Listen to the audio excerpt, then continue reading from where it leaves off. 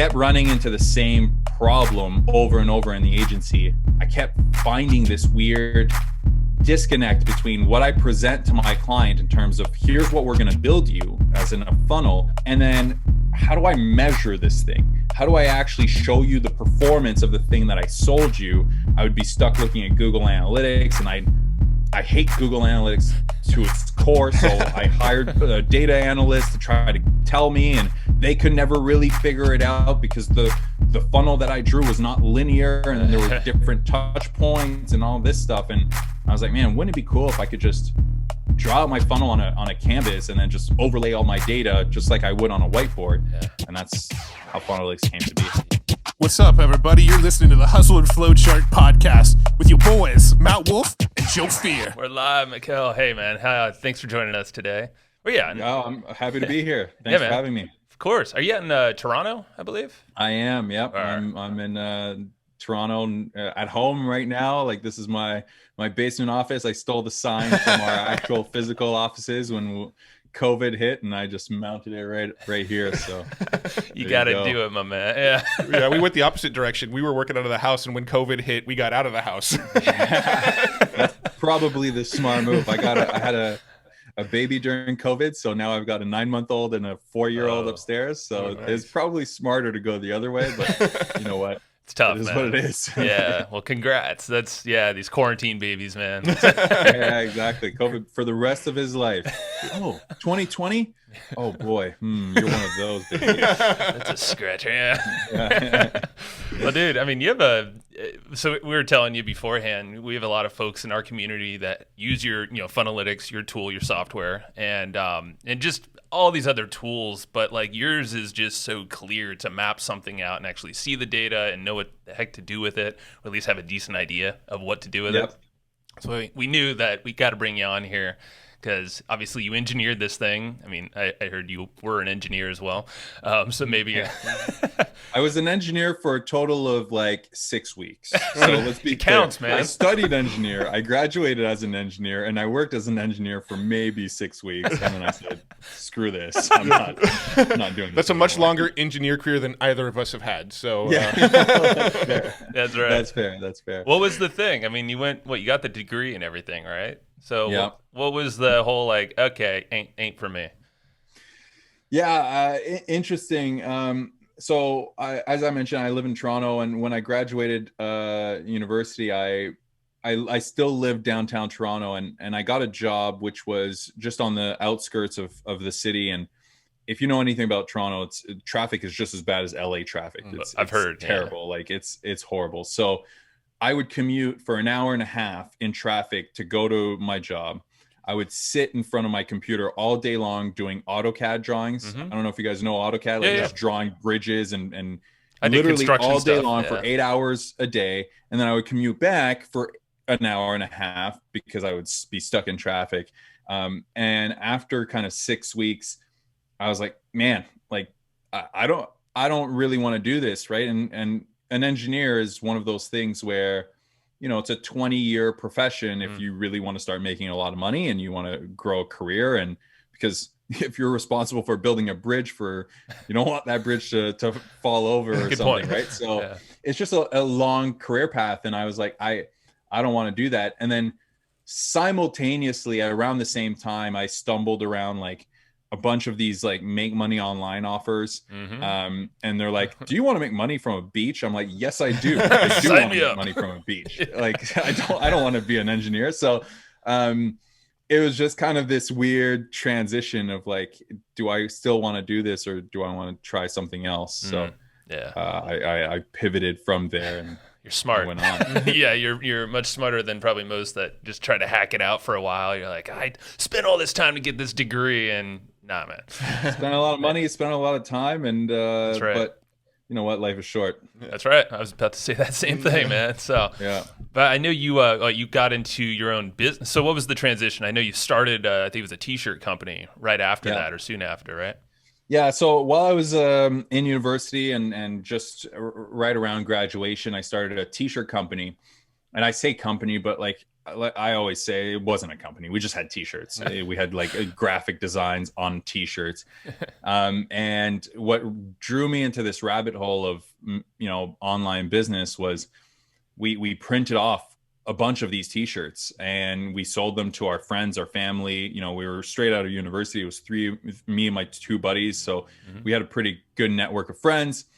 And then we sold out and we decided to print way too many t-shirts because we thought we knew what we were doing. What's too many? Like, oh, this business stuff is easy. Like we're going to make money hand over fist with these t-shirts. And so like literally boxes, like to the ceiling, we just stacked boxes of t-shirts. Yeah. And then turns out that, our friends, family just didn't want any more t-shirts. Go figure. they were happy with the t-shirts that they got. They didn't want another pair. And I was like, okay, how do we sell t-shirts to strangers? Like, how do we, and that's what really kind of started. That's how I actually got into this whole, like, I Googled, how do you sell online? Yeah. And then sure enough, that drew me into this rabbit hole of make money online and like all of these different sales pages and offers and affiliate marketing and all of that stuff. And I just, again, because I was working as an engineer,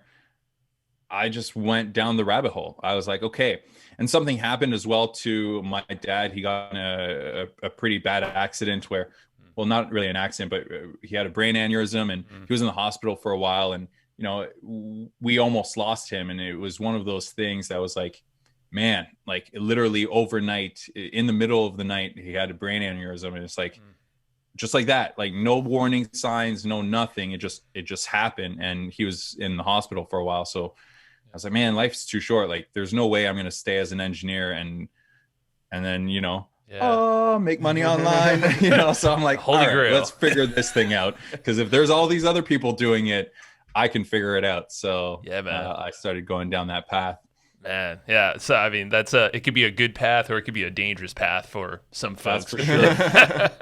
I tried a lot of things, man. It started off with so first of all, we set up our website for the t-shirt company. It turns out it's really not that easy to build a brand around shirts. We've tried as well. We failed. Yeah, that's a whole story, like in general. But simultaneously, I was like, okay, I learned about affiliate marketing. My first website in the kind of make money online space was a survival knife website. My roommate at the time had all of these survival knives. So I was like, and this was probably around 2010, maybe near the end of 2010. And if you guys remember, like in 2012, the Mayan calendar was supposed to end and the world was supposed to happen. Yeah. So I was like, okay, I'm going to get on this ahead of time. And people are going to be searching for survival knives for sure by 2012. So I'm just going to take, and my roommate at the time had all these different survival knives. So I just took pictures and I learned how to write articles that would rank on Google and based on affiliate links and all that stuff. It took me like, oh man, I would say probably a good 2 full months of me like learning, implementing. I've never built a website before, never done any of that stuff. And going through all these courses on how to do this. And then I was like, all right, so when am I going to start making money now? Like my website's up. Yep. Oh, it's not 2012 yet. I guess I gotta wait now. So I ended up buying another course on how to do Google ads. And I was like, okay, well, if I can't actually like wait for this traffic to come to me through SEO and all that stuff, let me go down the Google ads path. So I set up $100. I put $100 into a budget, into a campaign. And I got my first affiliate sale through that, which was amazing. Like it was the most amazing moment of my life. I was like, what? A random person has bought a knife for me. My commission was $5.23. Hell yeah. I remember like I got an email and I was like, you sold the knife, $5.23. I'm like, yes. And then I log into Google and Google spent $99 and some odd cents. Oh, I'm like, typical Google. This doesn't work. I can't trade $100 for $5. This is bad math. This is not gonna work. Yeah, I don't have that much dollars. So, but it got me that kind of that first win, that first little bit of hope that like, oh man, this can work. Like I can build a website and get a random stranger to click on this thing and buy. I'm clearly missing something, because nobody in their right mind would be, boasting about making $10,000 if they're spending $100,000 to make that. It's gotta be a way. Something was there, and I just kept going. Nice. Yeah, we share that kind of story with the first affiliate sale. It was like supplement products. Yeah. And we got the sale, got the email. I think I was at a construction job, so that's kind of why I know that AutoCAD stuff. And I called you up. I was like, "Holy shit! Someone bought this Gatorade CPA offer thing." Yeah, we're rich. We're gonna be rich, dude. We scale now. I called my wife, and she's the one that did it because she felt so fucking bad for us. She saw us like building this stuff out for weeks and weeks and running advertising and not getting anywhere. So she went and bought the first product, and she didn't want to tell us. She wanted to let us think that it was just some random person, but it was. She's not very good with secrets, though. Not at all. Yeah. But she confirmed, like you said, that, like, for us, we're like, holy shit, okay, we can make money. We just got to figure out the right people to buy that thing now. So exactly. I got to figure out how it's not going to be my wife. Exactly. At least we know now that if there's a transaction, the money will come to us. So, like, there's proof that this can work. Exactly. Yeah, exactly. We've tested it now. Yeah.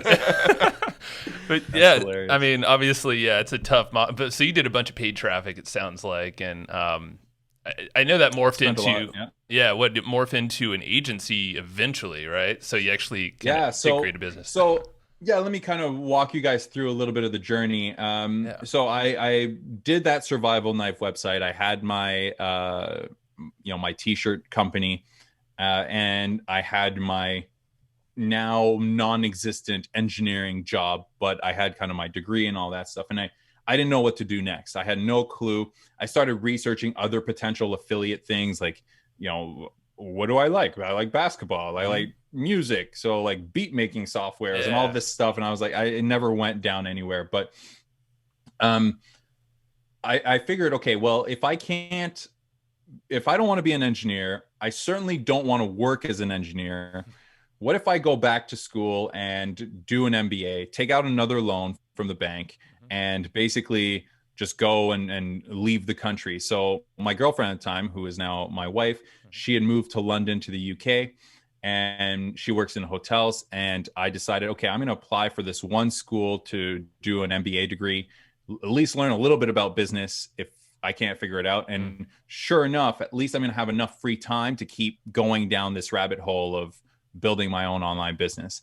So at least I'm not working 9 to 5 and then doing this on the side. I can just skip class if I want to, and just, and I've got money from the bank. So that's what I did.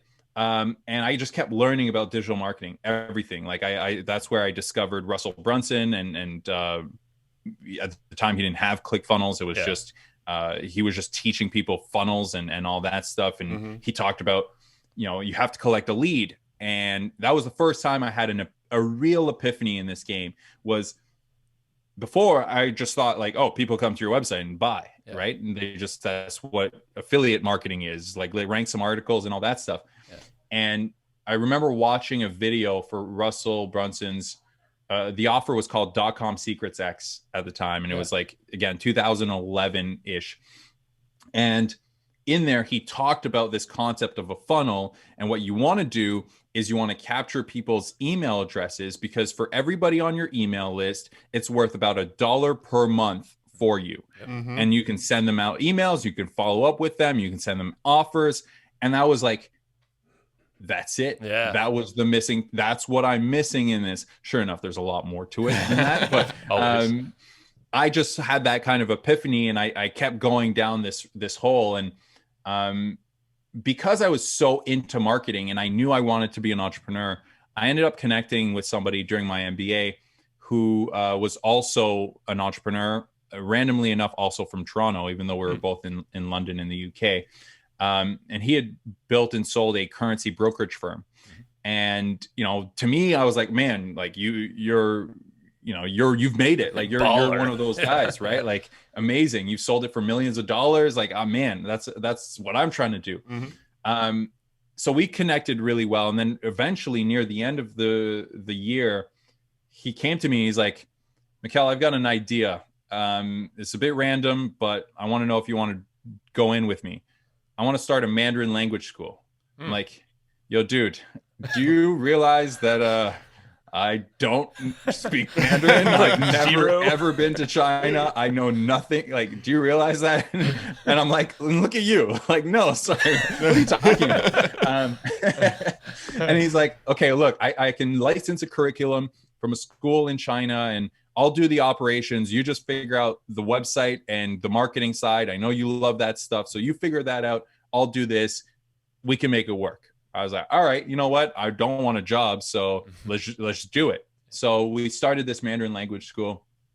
We ended up growing it pretty quickly. We exited in 8 months. Wow. The school in China that we licensed the curriculum from bought it back from us and bought the school in London. So that was the first proof that I figured all of these pieces of learning Google ads and understanding capturing somebody's email and following up with them and driving people to the right landing pages and understanding how this all fits together. That was my first real application of it. And it started to work. We started to grow the school. People were coming. We were making sales where things was happening. I'm like, okay, this works. Like I figured something out here. So I started, after we exited that school, I started consulting a lot of different businesses on this stuff, on mostly funnels, because most people don't think about marketing that way. They think about it from a social media standpoint. They think about it from a maybe blog posts standpoint. They don't think about it as a funnel, as a customer journey in a sense. So I started consulting people on it. Turns out I knew what I was talking about, and I really figured this out. So I moved back to Toronto in 2014. I got married, and I started my marketing agency. Nice. It was called White Coat Digital. All we did was sales funnels, and we grew it. We struggled the first 18 months. It was interesting. I couldn't figure out how to get clients from my own business. I could do it really well for other people. I just couldn't figure it out for myself. But then after kind of continuously thinking about what is the funnel that's going to bring people to us, I finally figured it out, and we grew from basically making about $5,000 a month to making over 150,000 a month in 18 months. Just from that funnel, that just from that one funnel, figuring out how do we attract people in the right context and the right mindset. So once we figured out that funnel, we grew the agency, and I kept running into the same problem over and over in the agency. And that's what led me to Funnelytics. So as I was serving clients and I was helping them, I kept finding this weird disconnect between what I present to my client in terms of here's what we're going to build you as in a funnel. I would draw it in with icons and all that in a PowerPoint document. Right. And they would see it as a flow chart almost. Yep. And then how do I measure this thing? How do I actually show you the performance of the thing that I sold you? I would be stuck looking at Google Analytics, and I hate Google Analytics to its core. So I hired a data analyst to try to tell me, and they could never really figure it out because the funnel that I drew was not linear, and there were different touch points and all this stuff. And I was like, man, wouldn't it be cool if I could just draw out my funnel on a canvas and then just overlay all my data just like I would on a whiteboard? Yeah. And that's how Funnelytics came to be. Yeah, man. And that's because we used it right when it's kind of launched, and I think it was more of just a mapping tool at first. Yep. Right? Mm-hmm. And I think it was free for a bit or something like that. But it's still free. The mapping tool is still free. Oh, is the mapping? Nice. That's great. I mean, because now it's evolved tremendously. Like you said, it overlays the data and all these different KPIs that you should probably be paying attention to that most people aren't. Yeah, back when we were doing some client work, I was using it because we were trying to explain to clients, here's what we're going to go build for you, but we were doing the same thing. I was, grabbing a yellow notepad like this and trying to sketch stuff out, going, it'll look like this, and then you'll do this. Oh, wait, I forgot to put this over here and show you this, and then next thing you know, in fact, here's actually right there. You got to get back to I don't think you can really tell it, but there's all sorts of sketches and crap on this yellow notepad still. And so I actually started using Funnelytics for that exact purpose, to just go tell clients, here's what I'm building, and it just looked clean. Yeah, man. There you go. Yeah, and that was the idea behind Funnelytics, and Yeah, it's evolved significantly. It's made me figure out what it takes to build a software company. Especially, it's funny. I always look back and joke with my team. It's like we had to choose data software. Like we had to go down that rabbit hole of like the hardest type of software that you could build because the engineers cost the most. And it's like, oh man, but it's a great problem to solve, and we're enjoying it. So yeah, I'm curious about the software journey, because we've tried to dabble in software a little bit, and it's probably one of the most difficult business models that we've ever tried to dabble in. We've had info businesses, we're big time affiliate marketers. That's kind of our core. We've had memberships, we've done e-commerce stuff, we've done agency work. We've kind of done it all. Out of everything we've played around with, software has been the hardest nut to crack for us. Just finding good developers, the sort of upfront costs and time commitments that go into it. It's just a grind. So I'm kind of curious, like what sort of like roadblocks have you run into with developing the software? And then, maybe after that, we'll get into how you sort of got around those roadblocks. Sure. Yeah. I mean, lots, man, lots. It's you're right. Developing software is really complicated, right? And the key is not that like finding developers is not that difficult, especially if you decide to outsource. Like there's lots of developers, right? It's translating a product vision into an actual like usable tool that relays back a job that my customer has to do, right? So that's the tricky part. Like it's easy to sit down, sketch out like, oh, I think this tool would be cool if it did this. And then like, hey, here's what it should do. And then somebody builds it. And it's like, now you've got to get people to use it, right?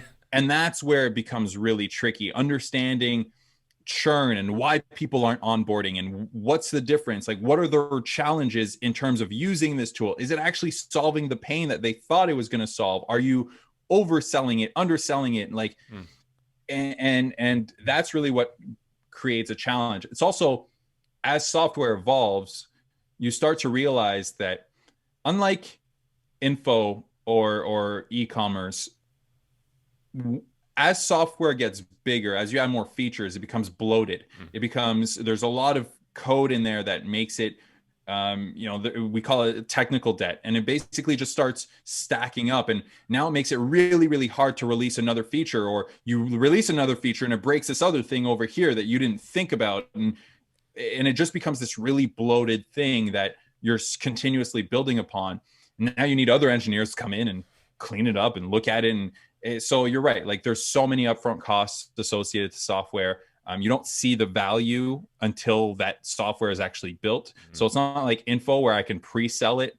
And like, I mean, you technically can if you want to, but it's not the same, right? I can't be like, hey, I'm going to do a training next week on this, and this is the value you're going to get. So buy today. And then like, if I get somebody to buy it, then I just go and do the training. I'll create it then. Yeah. Yeah, exactly. Now it's like, well, no, I've got to have something to show you physically. Cause like you think you have to think of it like a car in a sense, right? It's like, I can't sell you the car if you can't look at the car, right? Like you can maybe see the picture of the car and like, oh, that seems fancy. Yeah. And like, unless you're Elon Musk and Tesla, it's like pre-order this and it'll come in 3 years from now. Right. But like, for most of small entrepreneurs, like I need to see the car now. Like if it's going to really solve this problem and help me go from point A to point B, like show it to me, demo it to me. Like, does it do this? Does it do that? And then the biggest thing that you realize, or at least that I've realized with running Funnelyitics, is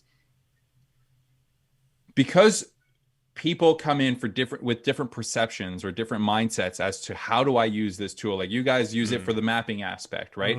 It's like, so you get all sorts of feedback from all different types of businesses who are using it for all different contexts, right? Again, if you think of it from a jobs to be done standpoint, this person's coming in for where their job is, I just want to visualize a funnel so I can present it to a client and put in a proposal so I can sell them. That's my job that I'm trying to do. The other person's coming in, it's like, I want to map out my funnel and I want to forecast whether or not it's going to make me money if I hit these conversion metrics. right? Another person is like, I want to actually see the data and I want to run simulations or see the conversion rates across the thing so I understand what to optimize next. So there's always these different jobs to be done that people are coming in for. So you get all of this feedback. Now you got to make decisions as to what do I listen to? Right. Where is this product really going? It's like, man, I got this big vision for this thing, except what are the steps to get there? Like, do I build this feature first or do I build this one? It's like, I know that in 5 years from now, it's going to have all these features and it's going to do all these cool things. Yeah. But like, what is it going to do today? And then what are we working on next in order to keep evolving it and keep growing it when all of these people are giving you all sorts of different feedback and all sorts of different opinions around it?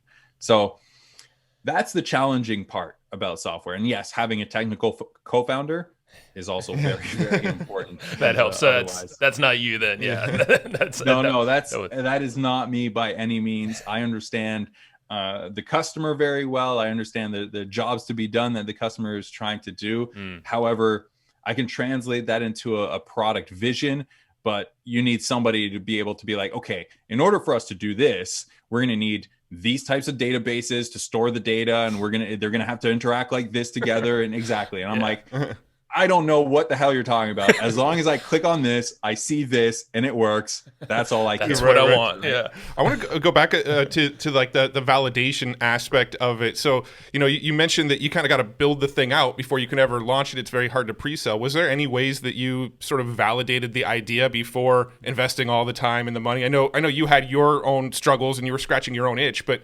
beyond that, was there any sort of additional validation you did before sort of going down the path?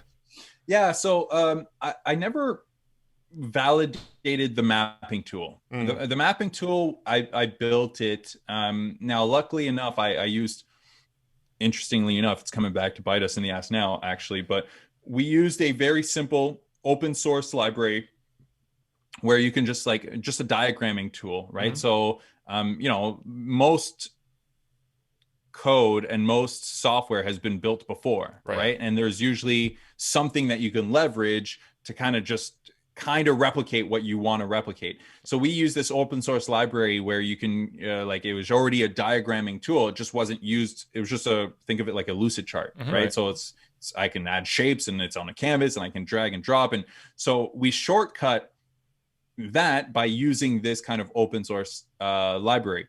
And the interesting thing is, like, now that we've evolved the product, that actual library that we use is actually holding us back now, and we've got to rebuild it. And so, those are all some challenges with software. But so I kind of took that shortcut to validate that people cared about this mapping tool. So all I did was I took this pre-existing diagramming tool that you could leverage. I just said to my developer, look, instead of squares and circles and shapes, I want you to put 3 types of icons. I want a traffic source icon, I want a page icon, and I want an action-based icon for like a purchase or something like that. And that's the things that I want people to be able to drag and drop. Use the same technology to link them together and all that stuff.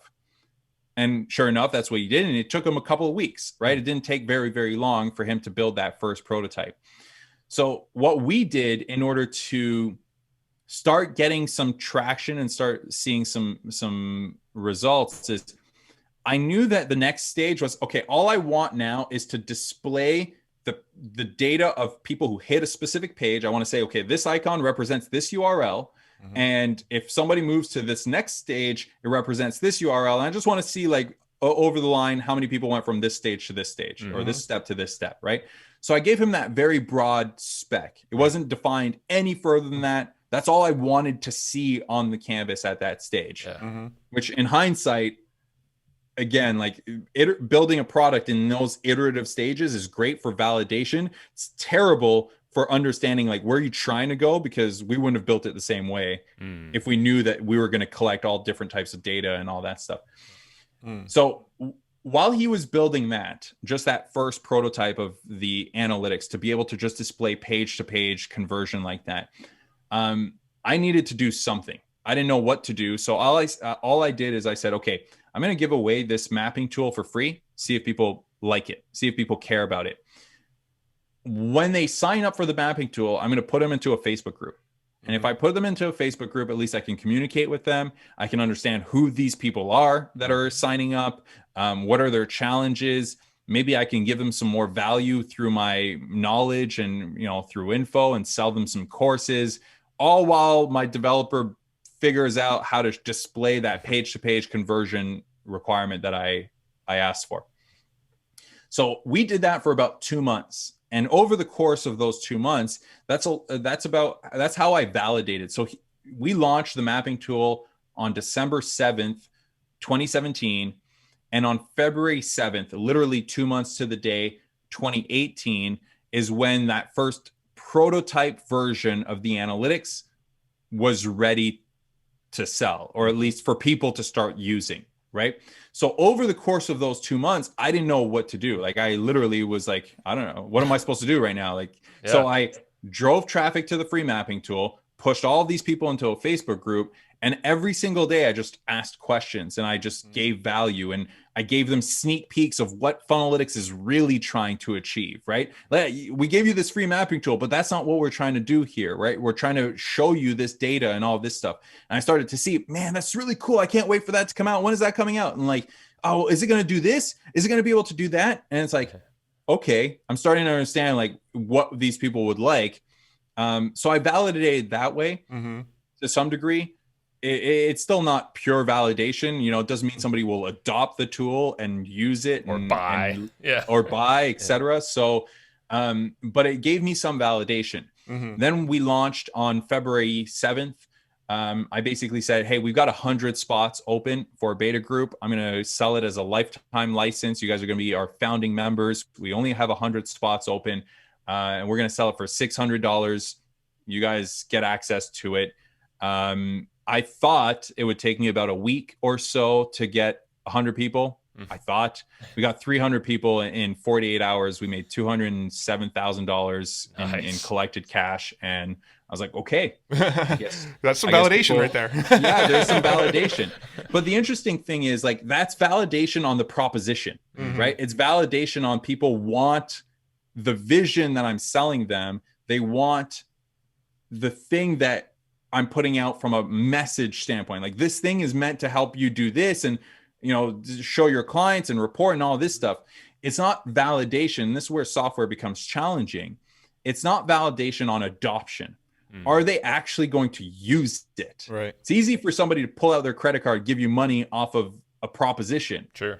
It's a different story to get them to actually use it every single day and understand that, okay, this is the feedback that they're giving us, and this is the roadblocks, right? We found out that as soon as people got in, they're like, okay, how do I set this up? And it's like, well, we didn't think about that. I just wanted to show the numbers on here. And it's like, okay, now I got to figure out, how do I onboard you properly into this tool? And we started realizing that most of these small marketers aren't technical enough to display the data the way that we built it in order to ingest the data. So now it's like, oh crap, like, they like the proposition. However, adoption is really, really difficult because they're not technical enough to set it up in order for it to display the data on the canvas. So that's where software becomes really, really challenging. It's that adoption and that retention, right? So yeah, I don't even know what the first question was. But you nailed a bunch of points there that are super important, though. I mean, and I know we can keep going down even on the adoption side and usability and retention of a customer with software. I mean, there's so many things, but there was a lot of good lessons there for anyone in software, I would say. Yeah. I just wanted to touch on the retention thing, and this can be the last that we talk about on this topic, and then we'll kind of shift focus. But I'm curious what sort of things you did in the beginning to sort of encourage the retention to keep people sticking around and actually using it, actually onboarding them. Because I know that's a big problem with a lot of the softwares that we've messed around with in the past, is you can get people to buy and then they never get in and use it. And then 2 weeks later, they're sending you an email saying, you know what, I just never had time to try it out. And then, they're out before the free trial's over, or, before their first month rebills or whatever. Yeah, this is something I struggled with a lot.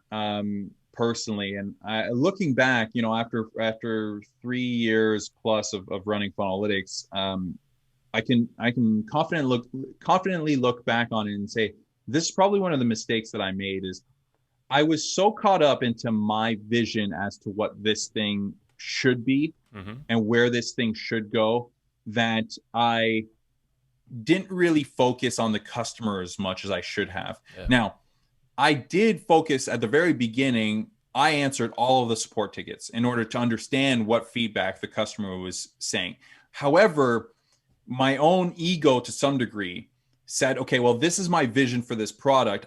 I already know what I want this product to be able to do. So I'm going to define the product roadmap based on what I want, right? Based on what I feel this product should evolve to in order to reach our vision. Meanwhile, the customers are giving me all this feedback. Like, I'm listening to it and I'm taking it into account, and maybe it'll affect my decisions, but it's not going to change my mind in terms of this is what I want to see next in this. So by the time we started with just page to page conversions, I already had in my mind that I want to be able to track actions on a page and how far people can scroll and what videos they watch and all of these things. I already had this all defined. However, nobody was asking for it, right? Nobody wanted that. Most people were like, how can I pull in my revenue data? And I'm like, we'll get to that later. Like, I know first I've already got this roadmap. Like, it'll get there. It'll get there, right? But like, I can't use it because I just want to see my revenue data on there. And it's like, and I think I made a mistake of like, looking back now, it worked out because we pull in revenue data and all that stuff. However, I probably could have gotten to product market fit much faster by just paying attention to my customers, what they really wanted to use the tool for, as opposed to, having my own ego and assuming that I knew what I wanted the tool for, and therefore I'm going to build it for me. Hey, that's what got me so far. We made 200,000 because I built it for me. Yeah. It was all me. And it's like, no, that's where I think most software companies fail. They just don't build the jobs to be done. Again, like going back to that concept of jobs to be done. They don't understand the jobs that their customers really want to do, and they don't build for those jobs to be done. They live in their own brains of like, this is what I want the software to do. This is my vision, and it's this is what's happening with it, right? So number one advice I would say is like, get your ego out of the way and just, you might have an idea. You can keep having your vision, right, that you're going towards. However, just make sure that it's the customers who are using the tool who are moving towards that vision, right? Like you can't just build for your own vision just because you want this tool to be out there, right? And otherwise you miss all of these things. I think the vision thing's huge, man, because it's hard. Like sometimes people just build something without a vision, and then you're really screwed, and then you're just being directed by other people. But yeah, it's this kind of blend of two, of the two. You have your North Star, which ideally is something that's, it's probably going to shift a little bit, but yeah, you use that as maybe a filter for bringing the customer interactions or feedback in, right? And then totally, yeah, and then you keep evolving. Probably, it's one of these things that's just going to kind of get there, and maybe it'll be different. Yeah, and you also have to really understand who you're building it for, right? Like you can't listen to because every customer will tell you something different, right? Like right now, we're moving a lot more towards mid-market companies, companies that have a lot more traffic, and instantly, it's instantly different what they care about, right? Like they don't care about being able to see. They want the most accurate possible data. They don't mind complex setup. They don't care about necessarily one-click integrations, because they have the resources, they have the money, they usually have the talent in their marketing team from a development standpoint, or at least a technical standpoint, to set this up. As long as it's showing me very accurate data and I can compare it to my Stripe account or my HubSpot or whatever it is, and I see the same numbers, I don't mind. Versus if I'm working with a small market, it's like, I don't have the technical skills in order to set this up. So what I want is a one-click button integration so that I can connect my ClickFunnels account and I can see my data from ClickFunnels right there, but I want it as a one-click integration. Meanwhile, the bigger businesses are like, we don't use ClickFunnels. We're using HubSpot, we're using Salesforce, we're using, Shopify Plus, etc. Right. And it's like, who are you building it for, right? Who's your actual customer that you're attracting, that you're closing, that you're delivering value to. Yeah, man.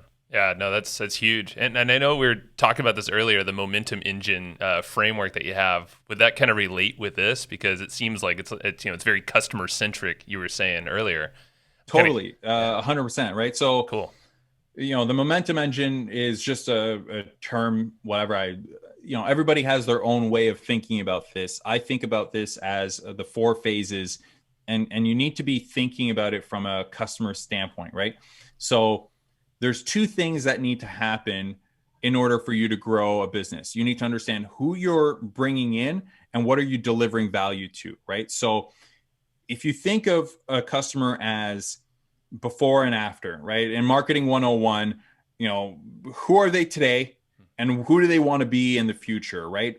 Who is this one customer, their pains, their desires? And then if they achieve those things, who are they on this side? Your job is to bridge that gap, right? Your job is, your solution is here to help them go from where they are today based on their specific pain points to where they want to go. So what you need to understand is, in order to bridge that gap, there's 4 phases that you're going to take your customer through. You're going to take them through the attract phase, right? So you need to attract them. You need to get a random stranger that fits this profile to raise their hand and say, hey, I'm interested in solving this problem that I have. So how do I attract that person? Usually this is where funnels come in, right? This is a webinar or, a Facebook ad going to a landing page to an opt-in. What is the thing that's going to allow me to know that I've attracted that person? And you need to think about it as one metric. What is that one metric that indicates that I've attracted that person and I've moved that person to the next phase, which is the close phase? So for example, if I'm selling a software, a mid-market software, and I'm not doing it through an order form, I've got to get on the phone with somebody. Well, that attract phase, the KPI that I'm looking for is a demo booked, right? A demo scheduled. So now that's this one random person who's raised their hand and said, I'm interested in solving this particular problem. And the action that I'm doing is booking a demo to understand whether or not what you guys offer is going to help me solve that problem, right? So now that person has moved into the close phase. So the close phase is obviously getting them to pull out their credit card, right? Getting them to say, I'm committed to this particular solution. Here it is. This is marketing, right? This is where everybody talks about, right? It's like, let's generate some leads. Let's close them. Hey, I made $100,000 per this month.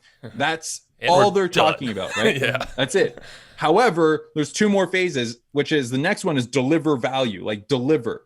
You just sold them something, right? You just got them to pull out their credit card and you promised them something. Can you get them to the deliver stage? What is that KPI? That one action that they take that signifies that they've gotten value from the thing that you close them on, right? So once I deliver value, good. I sold you on this thing. You've gotten value from this thing. However, I don't want you to leave. Yeah. Because it costs me a lot of money to get you from attract to close to deliver value. I had to pay in order to get you through that stage. So I've got to retain you, right? And this is where I'm either getting you to pay me. There's 3 ways to retain, 3 things that you can think about from a retention standpoint. It's either I'm getting you to pay ongoing payments for the thing that I'm delivering value. So you're just going to keep getting the same value over and over and over again. I can upsell you. Right. So upsell payments, meaning I can go and actually basically get you. Best way to think about upsells is it's separate value for the same customer. Right. So I'm giving you something separate and giving you something different of value, or I can expand your payments. So expansion revenue, expansion revenue, meaning I'm going to give you the same value, but at a higher level. So for example, in software, more seats, right? More users. So same value, but because you're adding more users, I'm charging you more money so that more people can come in. Or traffic volume, like us at Funnelytics, it's how much volume do you have on your website? So I'm giving you a lot of value, which means that you're learning about your business. You can drive more traffic. You can plug the holes. Now, because you have more traffic, we're charging you more money because so you've got to remember that you're taking these people through these 4 phases. and you're always thinking about being customer centric. So here's the interesting thing. The minute you change your customer, how you attract them, how you close them, how you deliver, and how you retain changes. Not every step of the way necessarily changes, but some steps do, right? So you're always thinking about, how can I move a customer from top all the way down to the bottom? And this is where a lot of people fail. A lot of people stop thinking about it from a customer standpoint. They're just thinking about it from a marketing and sales standpoint. However, if I have a small business and I have a large enterprise business, how I'm going to attract you is going to be very different. Wildly different. Yeah. Wildly different. How I'm going to close you, the tactics in order to close you, the time it takes to close you, wildly different. Even if deliver value is the exact same.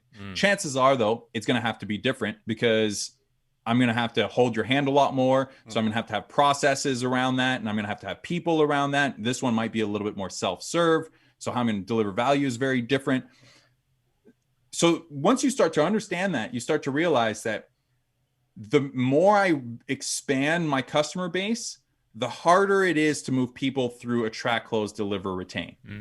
The more narrow my customer base is, or that profile of that customer, the more tight it is, the easier it becomes to keep moving and systemizing attract, close, deliver, retain, and moving people through that funnel, right? Because then you have to go and build a new funnel. It's like building an assembly line. If you go and say, I've got 5 different customers, I basically got to build 5 different assembly lines. Yeah. And it's Does like, that make sense? Yeah, that's perfect sense. And those assembly lines, the funnels, and there's different traffic sources, ways to get that attention, into the funnel, and then of course, the funnel itself gets complicated. If you have different markets. Absolutely, for sure, man. Absolutely. Yeah, no, it's interesting. So Funnelytics, I mean, I'm kind of curious. With this, is there a funnel that you would go to, like from the data that you've collected, your experience, and all the customers you have? Like, is there a funnel that you would recommend to start with, or a framework for this momentum engine framework? Something that's at least like, all right, this is a good test run for you. MVF. Yeah, I like it. I like it. MVF. I mean, it goes back to who you're going after, and what is the value of the solution that you're getting them? Because think of it this way, like, I mean, what if I'm selling a physical supplement where deliver value in the delivery phase is literally like, you've taken this supplement, you've gotten value from it, you feel like it's delivered what you promised. Well, because I'm getting you to that deliver value and it's a supplement that you're getting, the funnel for attract is going to be very different than if I'm selling you from a deliver value standpoint, a personal coach, right? So you need to understand those two pieces. How am I delivering value, in what format and what that is? And then who am I trying to get to that deliver value stage, right? And then that's where I can now start to say, okay, now we can start thinking about funnels to attract that person in order to get that person to as close to that deliver value stage. You can't just have a blanket funnel that says, well, I'm trying to target Fortune 100 companies, and I want to speak to the CEO of the company. I'm sorry, your Facebook funnel is not going to work, right? Versus like, now maybe you have to have a slightly different attraction method. Maybe you have to send them personal notes. Maybe you have to freaking show up every single day, and that's the funnel. Like, how many CEOs can I walk in front of and interrupt at the front door of their office? And that's like how I attract them.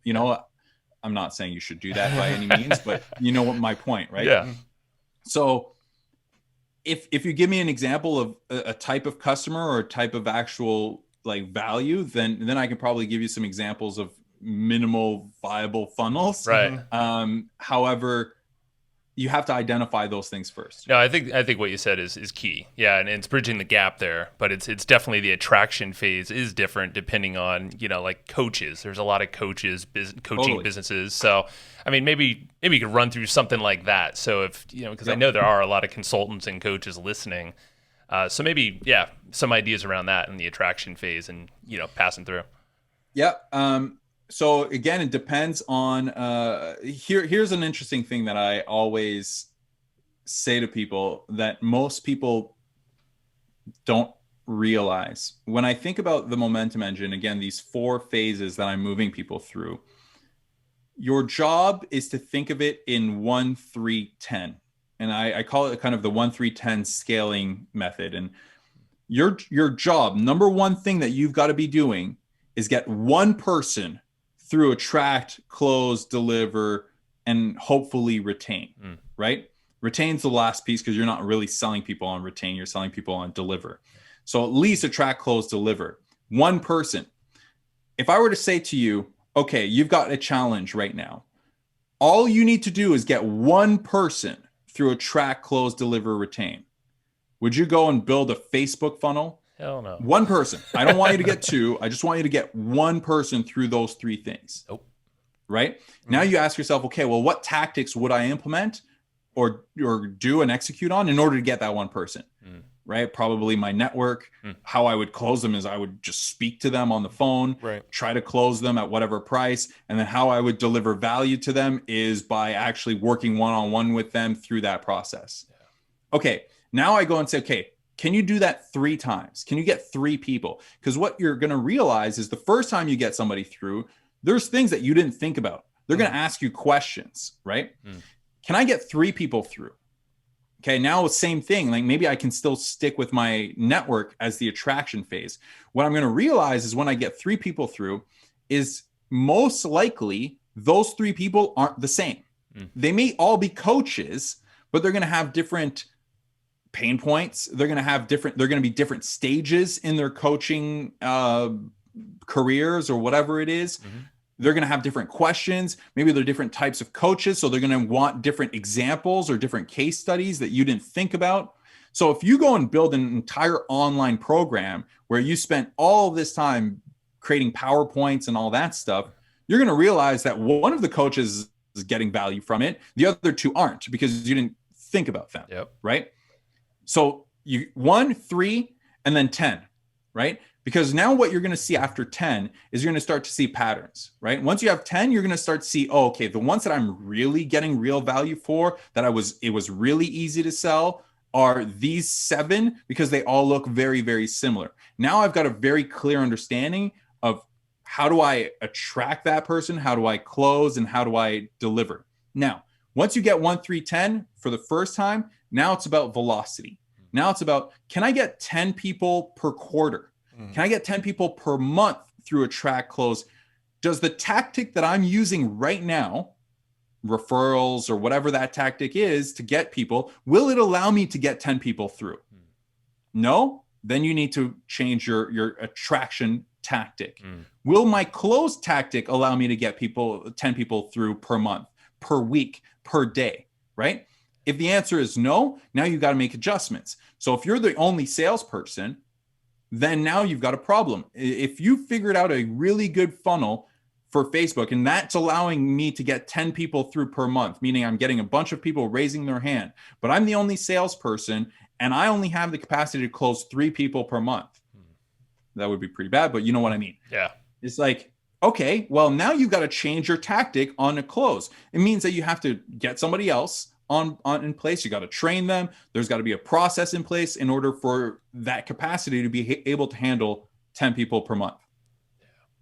You get it? Yeah. So if you think of it in that sequence, start with 1, move people through that phase, understand, am I getting them value? Then go to 3. Another way to think about it is, can I get 1 person to give me a case study? Can I get 3 people to give me a case study? And are those case studies the exact same? Are they saying the exact same thing in those case studies? Hey, I worked with Matt and Joe, and we got this, like we were struggling as a coach, and then they helped me systemize my business, and now we're making a lot more money. Are all 3 case studies the same? Or is the other person saying, hey, like I was struggling as a leader, and now I worked with Joe and Matt, and they helped me become a better leader? Yeah. That's a different deliver value, right? 2 different things. 2 different. So if you think of it in case studies, like, can I get 10 case studies to be the exact same case studies? Then I can go out and say, okay, I want to get 10 per month. Yeah. I want to go out and get 10 per week. Now I want to go out and get 10 per day.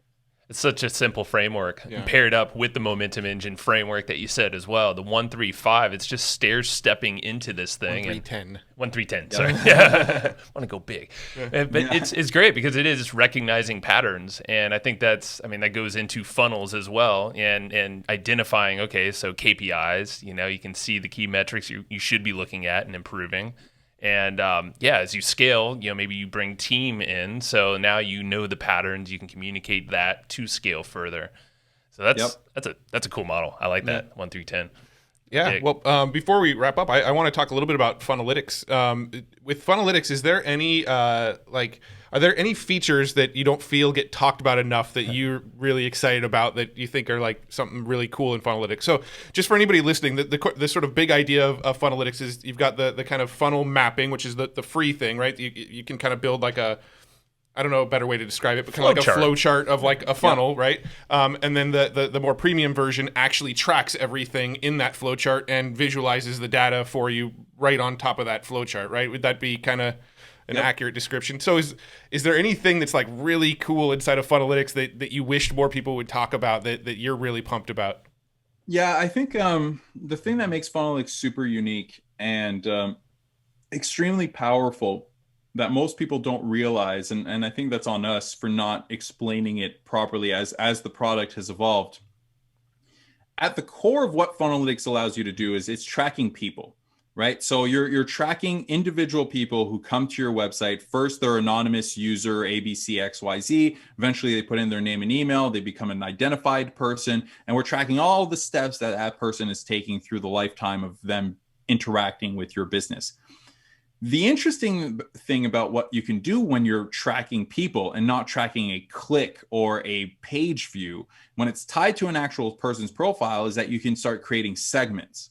So one of the things that we can do with Funnelytics is you can actually create segments. I can ask this same exact funnel flow, for example.